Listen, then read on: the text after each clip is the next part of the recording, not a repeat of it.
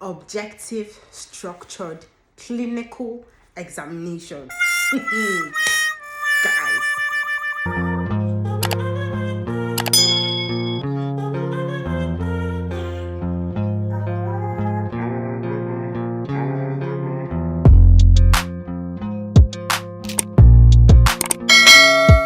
Hello guys, and welcome back to my channel. I'm Sandra Silvanas, and if you're a returning subscriber, I just want to say a very big thank you for your continuous love and support. And if you are just joining us for the first time, please do well to subscribe and also like this video, and I promise you it will watch your experience. So guys, today I just want to be talking to you guys about giving you tips on how to pass your OSCE in first sitting. OSCE, I mean, like, for every nurse out there trying to come to the UK, and even those that are trying to go to other countries, I'm sure you would have heard your colleague trying to come to the UK talk about OSCE, and how tedious or how tough it's been said to be. Well, I'm not going to sit here and also tell you that it's very simple, but the honest truth is, the truth is that it's not something that is not doable. I am a living testimony. Hallelujah, hallelujah, hallelujah. I mean, I wrote in one of those centers that people would tell you, in fact, not people would tell, people told me that, babe, there is fire on the mountain, like this your center is strong. So, but I mean, at the end of the day, we give God all the glory. But this saying, heaven helps those who help themselves. So yes, you have to do the work and pray alongside, and God will see you through. So I'm just here to give some tips to some people, because you might not really you might know these things, but also some people might not have people to tell them some of these they're very things, they're things that you are quite aware of. They're very common things, but if you don't take them into consideration, you are bound to fail the OSCE. So I'm just going to be giving you few tips. I don't want to make this video so long and cumbersome. So the first tip, guys, is to avoid side talks in general, but now mostly about your center. Like I told you guys, I wrote in one of the centers that, in fact, the center that has the most stories, I'm not going to tell you the name of the center, but if you make your research, it's obvious. There were so many stories. This center is this, people don't pass in that center, they have more fail rates than pass rates, and this and that, and coming to the UK newly, there are a lot of challenges you're facing already. And coming here, the person that was supposed to tutor us had just changed jobs, so it was quite difficult for us to get someone to really tutor us. But I'm really grateful to my trust. They really did like a lot of they provided a lot of support for us. Amazing. It was still difficult because there was hardly someone on site to give us information, and it ended up leading us to getting so many relevant informations. Like, it was just God that saw us through. I and my mates that wrote, like, it was just God that saw us through, because we gathered so many informations. But I'm going to get to that. But the first thing is, do not listen to side talks about anything, the exam in general and the center. Just do your best, do your part, do what you're supposed to do, and go for the exam, and you will pass. So no side talks. Don't allow anybody demoralize you, because they got to me, and I'm just here to tell someone out there so that you don't fall into the same trap as I fell into. Please don't listen to side talks. Now the second tip is to study. There is no magic. There is nothing like, I'm going to fast and pray, the Holy Spirit will help me, the Holy Spirit will give me guide. No, you need to be serious about the exam, because the exam is serious.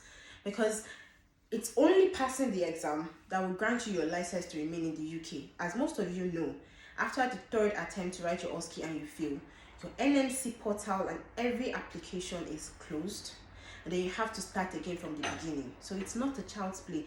After spending the amount of money you spend trying to take the receipt, I think it's about £397 for receipts. Yeah. And yeah, that's if you fill like 7 or fewer stations. But then if you fill more stations, you're bound to pay the whole £794, guys. You're from Nigeria, I'm from Nigeria. We know how much that is in our own currency. So to avert all those things, don't rely on just the Holy Spirit. The Holy Spirit is always there. But like I said, heaven helps those who help themselves. You need to put in the work, because Holy Spirit will not drop down to write do the procedures for you. He's just going to be there to remind you on the things that you have studied. So yes, study hard, guys. Study hard. Take it seriously. The next guideline is to create a study pattern that works for you. I remember then, I'm not really a day person, like a day reader or something. If I would read, it would be in the middle of the night. So yes, I would wake up, I would set alarm. It would be difficult because I've been in the class trying to practice with my colleagues, and then I come back, I'm exhausted, I don't want to read anything again, but I would still set that alarm. I know I even disturbed my neighbor that period. I would set my alarm. I would set for 1 a.m, 1:30, 2 a.m, 2:30, just to make sure at least one of them would wake me up at some point. Do you understand? So if morning works for you, fine. If evening works for you, fine. If nighttime works for you, fine, guys. Just make sure you have a study pattern that works for you. Aside practicing with your colleagues and in the study room, you should always find time when you go back to your room to practice what you studied for the day, or have your own personal timetable on those different procedures you want to study and go through on your own. There has to be a time when you go back and on your own try to know if you recall some of these things, because it's a different thing when you're reading with a group, when you're studying with a group, and it's a totally different thing when you're studying personally. When you study personally, it makes you know what you retained from the group study. So yes, please create a study pattern for yourself. And this will lead me to the next tip. Please don't think you can do it on your own. Yes, I know that it's not everybody that gets the privilege to come with a trust that provides support and training for you. Some people have to train on their own, but you have online groups these days. Some you have to pay for to get into. So if you have to, it's just a one-time thing. If you have to, please pay. It's just for that short period of time. You pay, you go for the exam, you pass, and you are now, your 2 legs are now in the UK, because before you write your Osce and pass, 1 leg is in the UK, 1 leg is in Nigeria, guys. 1 leg is in the UK, 1 leg is in Nigeria, because if you don't pass the Osce after the 3rd attempt, you have 3 months to remain in the UK legally, to do your whole Nmc application again from the beginning, and get a job and a certificate of sponsorship to remain legal in the UK. After 3 months, you are back to Nigeria. So if you come alone and there is no support from the trust, please look for online groups, legit ones. There are many of them. Look for support out there and join group discussions. Don't always think you can read on your own. It's not theory. Some part is theory, but most of the part is the practical, and it works better when you're in a group, because you bring idea, the other person brings idea, and you people are working together. So yes, always work as a group. Always join group discussions and practice. Then the next one is to use the marking criteria. NMC has the adult marking criteria. Please use this. I know your trust gives you a marking guide to use, but honestly, there are some marking guides from some trusts that really have not been very updated, and when you compare with what the NMC has actually produced, you see that there are some disparities. Your trust's guideline might even have much more information that you don't need, that the NMC guideline does not need, and then you might have something in the NMC guideline that your trust have not included.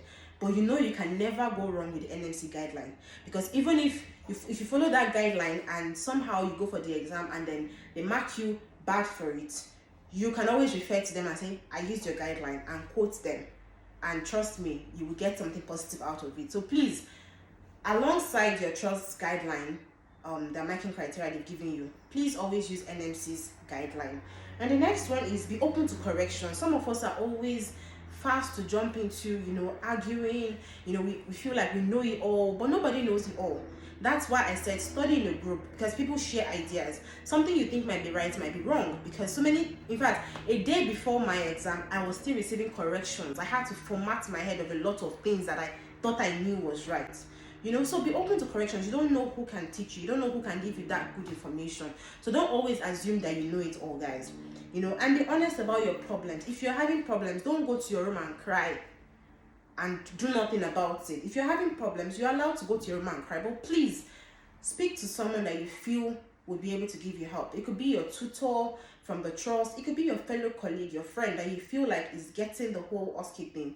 You know, person can bring out time and help you explain. I had so many challenges then, and I would go to, you know, one of my friend or the other person I felt knew, you know, or could give me the answer to what I wanted. And you know, that's how you learn and that's how you do better. So guys, please take this exam seriously. These are the things that I wanted to just tell you about.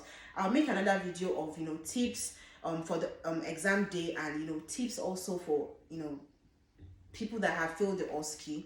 You know, it's not the end of the world, but I'll talk about that in another video. Like I said, I want to keep this video as short as possible. But guys, these are the tips I wanted to just give you. Osce is very simple, but you need to do the right thing. You need to practice and practice and practice until they can wake you up from your sleep and you are wrapping the answers, you know, the marking criteria, and you're doing the procedures accordingly, and you will pass. And pray, guys, pray. God is all in all, so you can't do anything without him. So pray and do the work also. So I've come to the end of this video, guys. Thank you for staying to the end of this video. Thank you for staying to this part. I just encourage you, please, if you've not subscribed, subscribe, like this video, and leave your comments for me as well. If you have more tips you feel you can share, also leave in the comment section below. And if you have questions to ask and you want to chat me up privately, I'm going to attach the email up the screen. So please, you can leave an email for me at everythingwithnosandy@gmail.com, and I'll be happy to reply. Now to my next video, guys. I just ask that you stay awesome. I love you guys. Bye.